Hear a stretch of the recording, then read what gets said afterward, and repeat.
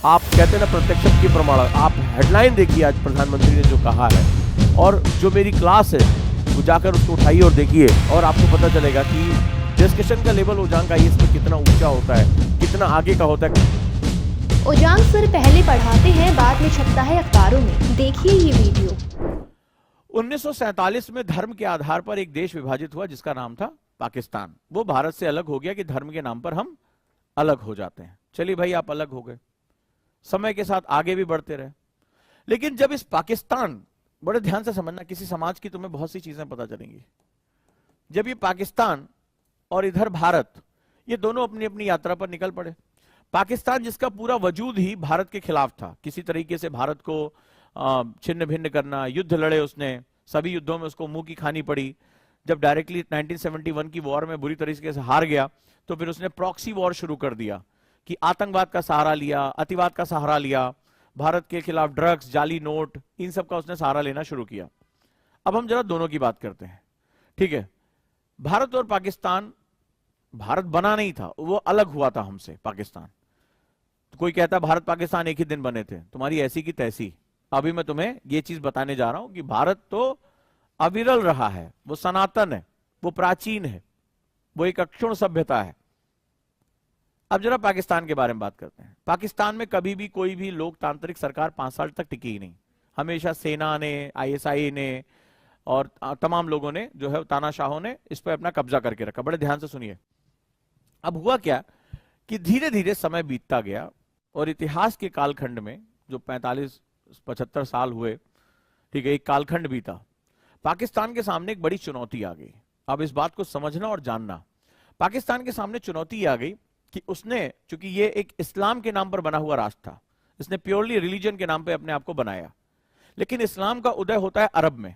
जो अरब के लोग होते हैं वो अपने आप को प्योर इस्लाम के लोग मानते हैं, क्योंकि वो अरबी भाषा में कुरान को पढ़ सकते हैं और अरबी भाषा जानकारी की वजह से वो अपने आप को सुपीरियर मानते हैं। अभी हाल ही में जब स्मृति ईरानी गई तो बहुत सी चीजें निकलकर बाहर आई। उन्होंने भारत के, बांग्लादेश के मुसलमानों को, बंगाली मुसलमानों को दोयम दर्जे का ट्वीट में कहा और कई ट्वीट्स वायरल भी हुए। उन्होंने कहा कि टॉयलेट साफ करने वाले हैं, तो उन्होंने ऐसा जो बात की। अब पाकिस्तान ने पहला काम किया उम्मा के आधार पर बात करने की।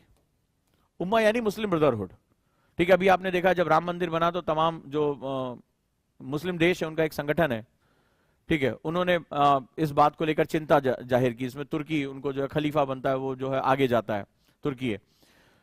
तो उम्मा का मतलब होता है मुस्लिम ब्रदरहुड। दुनिया भर के सारे जितने भी जो इस्लाम को मानने वाले लोग हैं वो एक साथ हैं, एक मित्र हैं, राइट। अब चलिए हम जरा बात करते हैं आगे। तो अब जो बात हो रही है कि किसी भी देश को बढ़ने के लिए, जब उम्मा की बात आई तो ये भी उसके लिए फेक हो गया। सऊदी अरब अपना देश देख रहा है, क्योंकि राष्ट्र सबसे पहले होता है, किसी भी राष्ट्र की प्रगति उसकी। अब आप सऊदी अरब को देखिए, सऊदी अरब महिलाओं को ड्राइविंग लाइसेंस भी दे रहा है, सऊदी अरब में तमाम लिबरल चीजें हो रही है, दुनिया भर का इन्वेस्टमेंट आ रहा है, ठीक है। आप दुबई जाके देखिए, एक से एक शानदार मॉल हैं जो इंडिया में नहीं हो सकते, वो वहां पर है, सब कुछ वहां पर छूट है। तो उसने कहा कि मेरे लिए प्रगतिशीलता, अब यूएई भारत के साथ संबंध स्थापित कर रहा है रादर देन पाकिस्तान के। कौन जाएगा फेल्ड नेशन के पास? जिसके पास बिजनेस है वहां आएगा ना वो। तो मैंने जब इसके मूल तत्वों की तरफ खोजना शुरू किया, मूल तत्वों की तरफ जानना शुरू किया, तो मैंने एक चीज नोटिस की कि पाकिस्तान को दिक्कत क्या हुई और भारत के पास सरप्लस क्या है। होता क्या है कि जब हम अपनी यात्रा पर निकलते हैं, लंबी यात्रा पर निकलते हैं, तो हमें समय समय पर अपने अतीत में झांकना पड़ता है। अतीत हमें ताकत देता है, हमारा जो इतिहास होता है वो हमें ताकत देता है, वो हमारा इतिहास हमें गौरव देता है, हमारा इतिहास हमें आगे बढ़ने की साहस हमें यह देता है कि हम ये थे, हमने अतीत में भी इतनी चुनौतियों का सामना किया और हम वापस जाएंगे। तो किसी भी राष्ट्र के टिके रहने के लिए, जैसे पेड़ के लिए उसकी जड़ जरूरी है, वैसे राष्ट्र के टिके रहने के लिए उसका अतीत बहुत जरूरी होता है, उसकी हिस्ट्री बहुत जरूरी होती है। इसीलिए दुनिया भर के चाहे जितने भी देश हो, वो कभी भी अपना अतीत नहीं विस्मृत होने देते हैं। वो हमेशा अपना हिस्ट्री संभाल के, संजो के रखते हैं और अपनी जनरेशन से कहते हैं नेवर फॉरगेट योर हिस्ट्री, कुछ भी मत भूलिए आप। तो दिक्कत यह हुई पाकिस्तान के साथ कि जब भारत को अपना अतीत देखना था तो वही मौजूद था। भारत ने अपना अतीत देखा, समझा और वो आगे बढ़ा। हमारे संविधान की बात हो, हम अहिंसा के सिद्धांतों की बात हो, हम जो है सर्वधैव वसुधैव कुटुंबकम की बात हो, सर्वधर्म संभाव की बात हो, तो हमने अपने अपने इतिहास से वो सारी चीजें उठा ली। मैंने आपको तमिलनाडु की क्लास में पढ़ाया भी था कि किस तरीके से, या एंशिएंट हिस्ट्री की क्लास में पढ़ाया कि किस तरीके से जो है हमारे यहां सर्वधर्म संभाव रहा है। जो पुष्यमित्र शुंग था, वो ब्राह्मणवाद को मानने के बावजूद भी वो किसको पैट्रोनेज कर रहा है? ऐसा हमारे इतिहासकार कहते हैं कि दुश्मन था, ऐसा नहीं था, सभी ने पैट्रोनेज किया। ऐसा दुनिया में कहीं एग्जांपल आप नहीं देख सकते कि राजा किसी और धर्म को मान रहा हो और पैट्रोनेज वो किसी और धर्म को कर रहा हो। तो ये भारत में ही संभव था, तो वो हमारा मूलभूत है। अब जब पाकिस्तान को देखने की बारी है तो देखिए किसको, 1947 के पहले इसका कौन सा इतिहास है? जो इतिहास है वो भारत का है। भारत को वो स्वीकार कर नहीं सकता क्योंकि उससे दुश्मनी के आधार पर वो अलग हुआ है। अब पाकिस्तान के सामने दिक्कत यह है कि जब वो अपने इतिहास और संस्कृति को खोजता है तो 75 साल पहले वो ब्लैंक है। 1947 से पहले वो कौन है? भारत है। और भारत से वो घृणा के नाम पर अलग हुआ है, दुश्मनी के नाम पर अलग हुआ है। तो जो दुश्मन है उसका इतिहास मैं स्वीकार करूंगा नहीं, और इतिहास स्वीकार करूंगा नहीं तो फिर वर्तमान थपेड़ों की तरह हमें क्या करेगा? जैसे कटी पतंग होती है, वो कहीं लेके चला जाता है। जो पाकिस्तान की समस्या है, सबसे बड़ी समस्या यही है। तो उसने उम्मा का सहारा लिया, उम्मा में भी वो फेल हो गया। क्योंकि आप जब किसी भौगोलिक क्षेत्र, किसी राष्ट्र में रहते हैं तो राष्ट्र सर्वोपरि हो जाता है। सऊदी अरब का प्रिंस ठीक है, वो भी इस्लाम मानता है, लेकिन जब राष्ट्र की बात आएगी तो वो अपने हितों की तरफ बात करेगा। उसने नवाज शरीफ को बुला के जो है वो नहीं दिया सम्मान, नरेंद्र मोदी को बुला कर दिया। क्यों दिया? हमारे प्रधानमंत्री को, क्योंकि उसके साथ उसको बिजनेस टाइज करने। उसको पता है कि ये देश प्रगतिशील है, ये हमारे लिए जरूरी, मेरा तेल खत्म हो रहा है 15-20 साल के अंदर, मुझे एक नई इकोनॉमी को जन्म देना है। इसीलिए सऊदी प्रिंस धड़ाधड़ चीजों को खोलते चले जा रहे हैं। उनको नहीं समझ में आ रहा है कि भैया इस्लाम के नियम क्या, शरिया। बोले हमारा काम है, हमें करने दो। अभी खबर तो ये आई कि वहां जो है शराब भी जो है अनुमति की जा रही है, जबकि इस्लाम में शराब क्या है? गुनाह है। पाकिस्तान छाती पीट रहा है कि हाँ हाय हाय ये सारे नियम जो है खोलते हैं। बोले नियम किनारे, पहले बिजनेस। अपने लोगों को 2 वक्त का खाना देंगे तभी तो काम होगा। तो फिर क्या हुआ? अब उसका उम्मा का कॉन्सेप्ट भी खड़बड़ होता चला जा रहा है। जितने भी देश हैं भारत को तेल बेचना चाहते हैं, क्योंकि भारत तेल खरीदने की औकात रखता है। भारत का जो है वो बिजनेस आगे बढ़ रहा है। पूरी दुनिया की इकॉनमी डाउन है, भारत की इकॉनमी अप है। भारत ने इतने कम समय में सबसे ज्यादा लोगों को गरीबी रेखा से बाहर निकाल दिया। गरीबी रेखा से बाहर निकलने का मतलब परचेसिंग पावर पैरिटी बढ़ गई। परचेसिंग पैरिटी बढ़ गई, दुनिया भर का सामान वो खरीद सकते हैं। तो भारत एक बहुत बड़ा बाजार है, भारत एक बहुत बड़ी अपॉर्चुनिटी है। आज सऊदी अरब, दुबई में जो सबसे ज्यादा कामगार जा रहे हैं वो कहां से जा रहे हैं? भारत से जा रहे हैं। भारत ने जिस तरह से पिछले 7-8 सालों में कंस्ट्रक्शन में इतनी ऊंचाई मारी है, जिस तरह से सड़कें बना रहा है, लोग आश्चर्य कर रहे हैं कहां से बना रहा है, कैसे बना रहा है। तो सबसे ज्यादा कंस्ट्रक्शन की जरूरत किसको पड़ी? दुबई को पड़ी हुई है। उसे इंजीनियर से लेकर स्किल, सेमी स्किल, हर तरह के लोग चाहिए, और भारतीयों से अच्छा कोई नहीं हो सकता। इजराइल कह रहा है कि हमें अपने लेबर दे दो, ह्यूमन रिसोर्स दे दो। इजराइल कह रहा है ना, आज भर्ती हो रही भारतीयों की इजराइल जाने के लिए, पूरी दुनिया मांग रही है। अमेरिका लाख चिल्ला ले H-1B वीजा पे, भारतीयों को रोक के दिखा दे। ब्रिटेन लाख चाले, भारतीयों को रोक नहीं सकता। उनकी मेडिकल इंडस्ट्री, उनकी सिलिकॉन वैली, उनका जो है आईटी सेक्टर, सब कुछ तबाह हो जाएगा। तो वो भारत की तरफ आ रहा। अब उम्मा का कॉन्सेप्ट काम नहीं कर रहा, मुस्लिम ब्रदरहुड का कॉन्सेप्ट काम नहीं कर रहा है।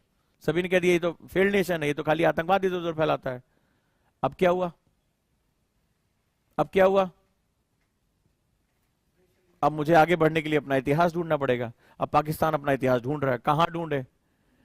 उसका और भारत का इतिहास साझा है, साझा है।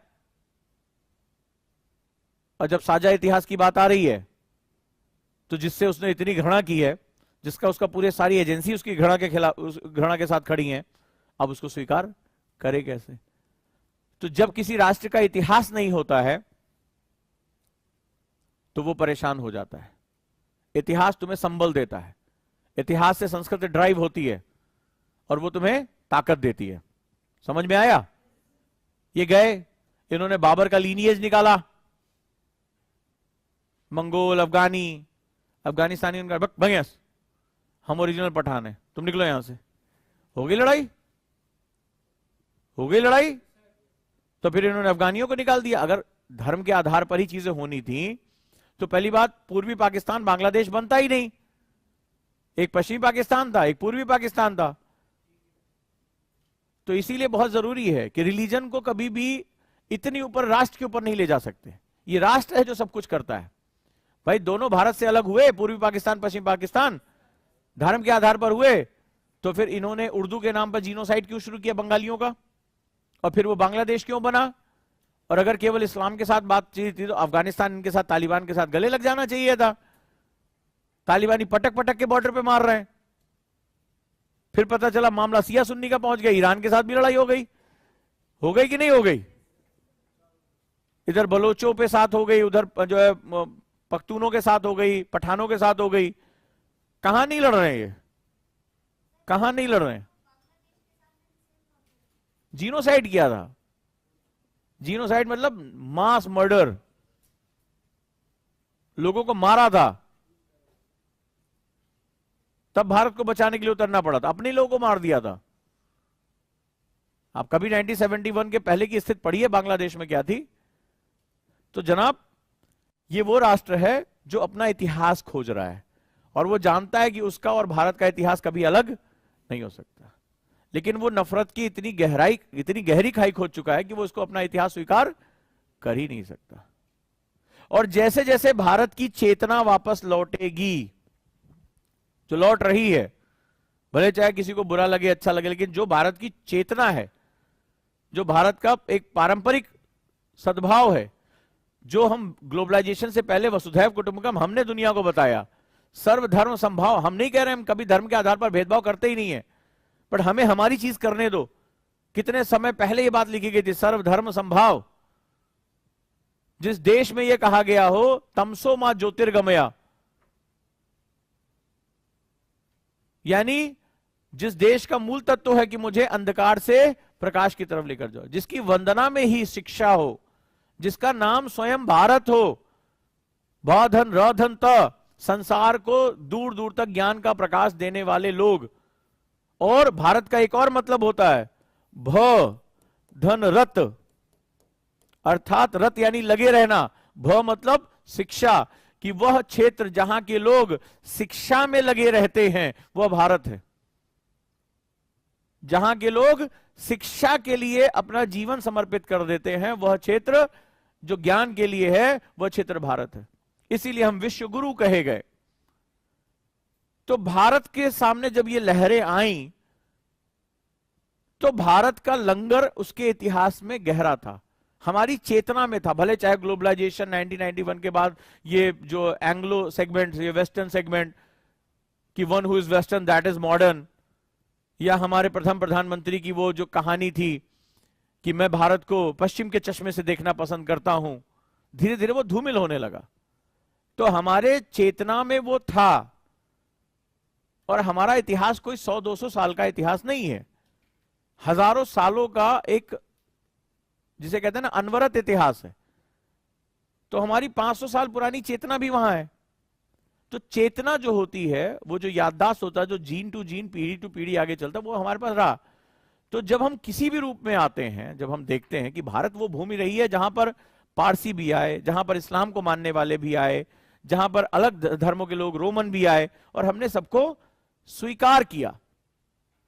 तो हमारा किसी से विरोध नहीं है, हमने सबको स्वीकार किया। तो जब हम अपने इतिहास की तरफ झांकते हैं तो हमें हमारा आधार मिल जाता है। जब पाकिस्तान अपने आधार की तरफ झांकता है, ऐसा नहीं कि वहां पे सारे लोग बुरे हैं, लेकिन वो देखें क्या, वो ढूंढे किसको। वो कह नहीं सकते कि हमारा और भारत का इतिहास साझा है। तो वो मजबूर होकर उनके जो उलेमा हैं, उनके जो तमाम मौलवी हैं, वो उम्मा की तरफ जा रहे हैं। उनके पास दो ही विकल्प हैं। समझे तुम उसकी प्रॉब्लम, पाकिस्तान की प्रॉब्लम क्या है, कि हम अरबी संस्कृति को साझा करते हैं, और अरब वाले इनको दोयम दर्जे का कन्वर्टेड मुसलमान कहते हैं। आप कभी ट्वीट्स पढ़ो, अब वहां भी वो क्या है, उनको हैरेसमेंट फील हो रही है कि हम हैं कहां के, भारत को स्वीकार नहीं कर सकते। जो पाकिस्तानी कहता है कि भारत एक साझा संस्कृति है, हमारा बेस वही है, उसको उस देश में उसकी ऐसी तैसी कर दे रहे हैं। अब एक देश, वो पाकिस्तान एक ऐसे पतवार की तरह, एक ऐसे नाव की तरह जो अपने तट से टूट चुकी है जिसकी डोर, अब वो हिलोरों के साथ कहीं भी जा रहा है। यही कारण है कि वो देश जो 1947 से पहले भारत के साथ साझा संस्कृति, लाहौर जो उस समय इतनी प्रगतिशील जगह हुआ करती थी, कराची पोर्ट जो इतना बड़ा इकोनॉमिक हब हुआ करता था, आज उसके यहां आटा के लिए मार होती है, आज उसके यहां तमाम तरह की तकलीफें हैं। अब आपको समझ में आए कि उस देश की समस्या क्या है। और ऐसे किसी भी देश की समस्या हो सकती है जो अपना इतिहास विस्मृत कर देता है, जो अपना इतिहास गौरव के साथ याद नहीं करता। यही कारण है कि पिछले 9 सालों में वर्ल्ड बैंक के आंकड़े की बात कर रहा हूं, नीति आयोग के आंकड़े की बात कर रहा हूं, कैसे 25 करोड़ लोग गरीबी से बाहर आ गए और 1947 से लेकर 2014 तक नहीं आए। क्यों? क्योंकि यही वो दौर था जहां भारतीयों को भारतीय इतिहास से काट दिया गया था। भारत 1947 में आजाद नहीं हुआ था, फिर कह रहा हूं, सिर्फ सत्ता हस्तांतरण हुआ था वो एक तरह का, क्योंकि आपका इतिहास अंग्रेजों ने लिखा। आपको शर्म आती थी यार अपने इतिहास के बारे में बात करने की। पूरे समय आपको दकियानूसी, सपेरों का देश, बीन बजाने वालों का देश, झाड़ फूक करने वालों का देश, और हम इसी अपराध बोध से दबे हुए थे। यही कारण है कि 1947 के बाद जो हमें आर्थिक प्रगति करनी चाहिए थी, हम नहीं कर पाए। 1960 तक आते आते हम एक इकोनॉमिक ट्रैप पर आ चुके होते। अगर सिर्फ हम अपने आप को ही जान जाते कि हम कौन हैं। आपको पता है जो ये गरीबी से बाहर निकलने के आंकड़े आए हैं, तुम्हें पता है कि उसमें सबसे ज्यादा गरीबी किस राज्य ने निकाला? यूपी, उत्तर प्रदेश। और मात्र 2013 से पहले का आंकड़ा आप चेक कर लीजिए, उत्तर प्रदेश बीमारू राज्यों में से एक था। एक ऐसा राज्य जो सबसे ज्यादा केंद्र के टैक्सेस पे डिपेंडेंट था। आज वो टोटल जीडीपी में सेकंड नंबर पर आ चुका है, और उसका सबसे बड़ा कोर, 2 सबसे बड़ा कोर है। 1 डिस्ट्रिक्ट 1 प्रोडक्ट, कुछ नया नहीं था। ये कालीन भदोई में पता नहीं कितने सालों से बनती चली आ रही थी। मुरादाबाद में पीतल का काम हो रहा था। दक्षिणी उत्तर प्रदेश में चूने से और सीमेंट से संबंधित काम हो रहे थे। आज से नहीं, पीढ़ियों से हो रहे थे। बनारस की साड़ी बन रही थी, चंदेरी सिल्क पे काम हो रहा था। हैं? ठीक है, ये गन्ने का जो है गुण राब बहुत पहले से था, एथेनॉल अब बनना शुरू हो गया। ये सब घर घर में था मेरे भाई। बस एक व्यक्ति आता है, पहले सुरक्षा स्थापित करता है। दूसरा, हमारे यहां मंदिर, जो लोग कहते हैं ना, हमारे यहां मंदिर कभी भी केवल धर्म की वस्तु थी ही नहीं। मंदिर हमारे यहां टाउनशिप का हिस्सा था, इकोनॉमी का हिस्सा था। Temple was a part of economy. Kashi Vishwanath corridor की इकोनॉमी पड़ी है। अब सिर्फ चौड़ा कर दिया, साफ सफाई कर दी, लोगों के आने जाने के लिए सुविधा कर दी, बिजली कर दी, सड़क से जोड़ दिया। जाके देखिए बनारस के लोगों की जीडीपी कितनी बढ़ गई। तो गरीबी से निकलने के लिए मुझे गरीबी हटाओ योजना थोड़ी चाहिए। 1971 में दिया था, देश और गरीब हो गया उस चक्कर में। आपने सब कुछ उत्पादन करना बंद कर दिया। तो सवाल वही है कि जब हम स्वयं को पहचानेंगे, अपनी चीजों पे गर्व करना शुरू करेंगे, तो ऑटोमेटिकली हमारा जो है उत्थान होगा।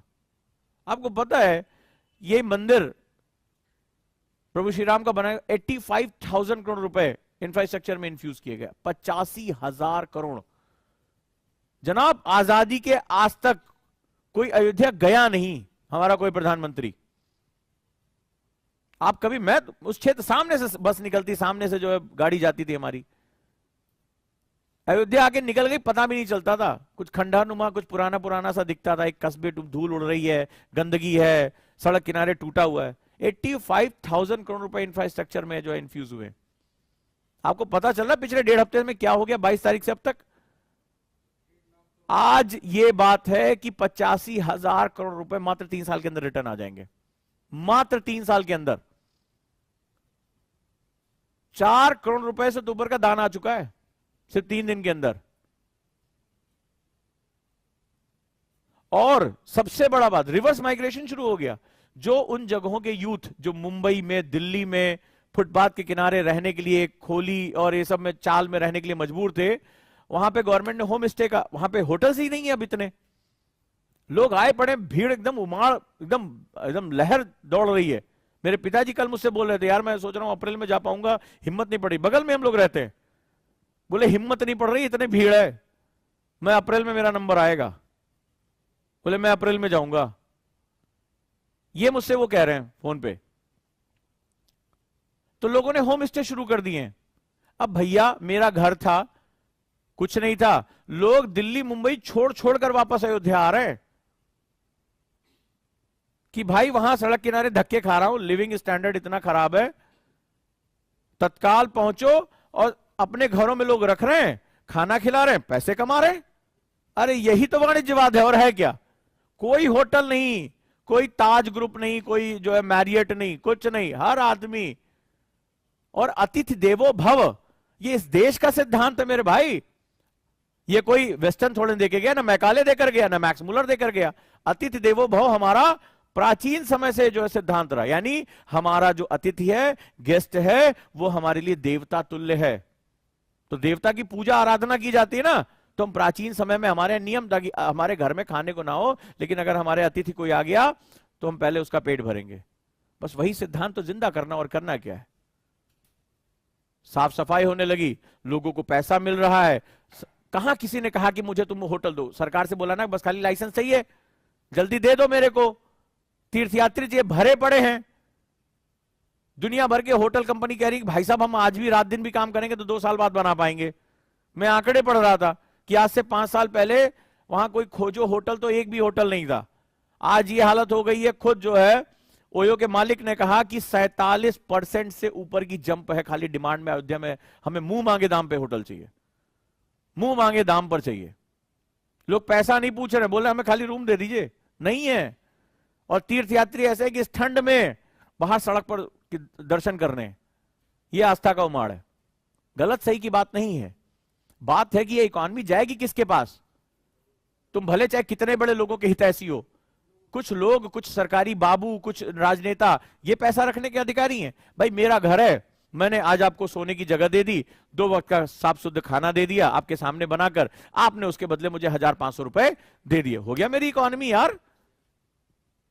एक चारपाई आपको दे दी, एक रजाई दे दी साफ सुथरी, थोड़ा सा मैं भी लोगों से मिला। सबसे बड़ी बात क्या हुई कि भाई मान लो बंगाल का आदमी आया, अयोध्या वालों के साथ जय श्री राम बातचीत हुई, हमें बंगाली कल्चर के बारे में पता चला, बंगाली को जो है वो अयोध्या के कल्चर के बारे में पता चला, गुजराती को पता चला, मित्रता हुई, रहने की जगह नहीं है, एक चारपाई दे दी, बढ़िया साफ सेवा कर दी, मित्रता भी आपस में बढ़ी, प्रेम भी आपस में बढ़ा, 2 वक्त का खाना खिला दिया, बता दिया कि देखो अयोध्या का ये साग खाइए बहुत अच्छा है, ठीक है, सरयू माई के किनारे का है। अरे भैया प्रसाद समझ के आदमी खाता है, और जाते जाते 1000 रुपया देकर गया। 1000 रुपया तुम समझ लो 30,000 रुपया महीना हो गया। यहाँ बीटेक किया हुआ आदमी तो 10,000 रुपये पा नहीं रहा नौकरी। गलत नहीं कह रहे हैं, पूरे दिन भर यस सर नो सर करता रहता है, तब तो उसकी सैलरी काट पीट के 10-15 हजार रुपए आ रही है। 30,000 रुपए उसी खाली चारपाई का और खाने का दे रहे हैं आप। मिनिमम बात कर रहा हूं। 2 कोठरियां थी, कब से खाली पड़ी हुई थी, लोगों ने अरे सामान वामान निकाल के फेंक वेक के चूना उना पोत के एकदम मस्त कर रखा है। अयोध्या की हालत ऐसी है अभी, और लोग होम स्टे कर रहे हैं। Home stay is now culture, बढ़िया शुद्ध घर में। हाँ, और वो लोग आके एंजॉय कर रहे हैं। अच्छा माता जी चूल्हे पे खाना कैसे बनता है, लोग इसके लिए मुंह मांगा पैसा दे रहे हैं, देसी खाने के नाम पे, चूल्हे पे, ऑर्गेनिक फूड के नाम पे। क्या आपको क्या लग रहा है क्या नहीं वहां हो सकता है? सरयू की बालू है, आप कितनी ऑर्गेनिक फार्मिंग कर सकते हैं वहां पे। उन लोगों को नई नई चीजें सिखा सकते हैं, और लोग होम स्टे के नाम पे देते हैं पैसा कि भाई होटल का वो मसालेदार खाने से अच्छा हमारे सामने खाना बन जाए, चूल्हे का खाना, ठीक है, 4 उसी में आलू बुनवा रहे हैं। अरे हमारे जैसा आदमी जो आलू के लिए इतना परेशान रहता है कि बुना हुआ आलू मिल जाए, शकरकंदी मिल जाए, क्या दिक्कत है पैसा देने में? और लोग दे रहे हैं। और जा किसके रहा पैसा? किसी सरकार के पास जा रहा है, किसी पूंजीवादी के पास जा रहा है। यही तो वाणिज्यवाद है, वो जा रहा है लोगों के पास, सीधे उनकी जेब में जा रहा है। और कोई रिसोर्स आपने क्रिएट नहीं किया, आपने लोगों को प्रेरित किया वहां चले जाएं, कारण दिया वहां जाने का। लोग बढ़िया अपना गद्दा वद्दा साफ किए हुए, एक अच्छी साफ सुथरी रजाई निकाल रहे हैं, हाइजीन भी सीख रहे हैं इसी बहाने, कैसे अतिथि देवो भव का कॉन्सेप्ट है। और ये जो हमारा विभाजन है वो खत्म हो रहा है। हम एक दूसरे को समझ रहे हैं, भाषाई चीजों उसमें दो चार नए शब्द सीख जाते हैं, कुछ मराठी का भी दो चार सीख जाते हैं, दो चार हम बंगाली सीख जाते हैं, तमिलनाडु के लोग आ रहे हैं तो उनको समझ में आ रहा है कि ये द्रविडियन और आर्यन कल्चर कुछ नहीं है। जब एक दूसरे से मिलते हैं, पीपल टू पीपल कांटेक्ट होता है, तो राष्ट्रवाद की धारणा मजबूत होती है, जो मैंने यहां पर अगला मेरा टॉपिक है, डाइवर्सिटी इन इंडिया। अगर आप भी चाहते हैं हम आईएएस और पीसीएस बने और अपनी जिंदगी के सारे सपने पूरे करें, तो अभी ज्वाइन करें Ojaank Gurukul campus. Because when we support the word selfless, the whole universe will support you endlessly.